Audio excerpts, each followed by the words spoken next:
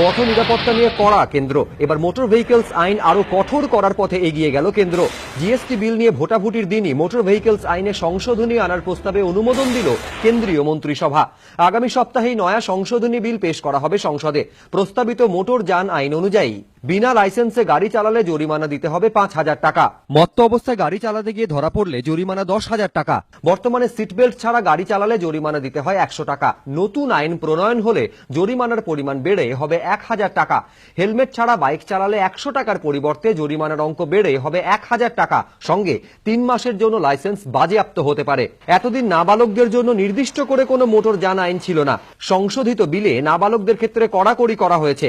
নতুন আইন অনুযায়ী 18 বছরের নিচে গাড়ি চালাতে গিয়ে ধরা পড়লে জরিমানা দিতে হবে 25,000 টাকা। 18 বছরের নিচে গাড়ি চালালে গাড়ির মালিক অথবা অভিভাবকের বিরুদ্ধে ব্যবস্থা নেবে পুলিশ। এমনকি বাতিল করা হতে পারে গাড়ির রেজিস্ট্রেশন। গাড়ি চাপা দিয়ে পালানোর মামলার ক্ষেত্রে 25,000 থেকে 2 লক্ষ টাকা পর্যন্ত আর্থিক সাহায্যের পরিমাণ ধার্য করা হয়েছে সংশোধিত বিলে।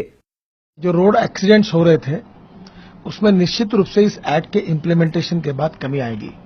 कानून के बारे में सम्मान पैदा होगा, अनेक निरपराध लोगों की जान बचेगी। पार्लियामेंट में सभी पार्टियों से सहयोग मिलकर इसी सेशन में पास होने में सबकी मदद मिलेगी, ऐसा मुझे विश्वास है।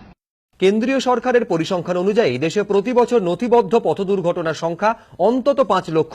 সরকারি তথ্য অনুযায়ী এই দুর্ঘটনায় অন্তত 1.5 লক্ষ মানুষের প্রাণহানি ঘটে। ক্ষমতায় আসার পরই 5 বছরে দুর্ঘটনার সংখ্যা 50% নামিয়ে আনার লক্ষ্যমাত্রা স্থির করে মোদী সরকার। নেওয়া হয় একাধিক উদ্যোগ। পথ নিরাপত্তা বাড়াতে কেন্দ্রীয় সড়ক পরিবহন মন্ত্রকের তরফে রাজস্থানের পরিবহন মন্ত্রী ইউনুস খানের নেতৃত্বে 18টি রাজ্যের পরিবহন মন্ত্রীকে নিয়ে একটি কমিটি গড়া হয়।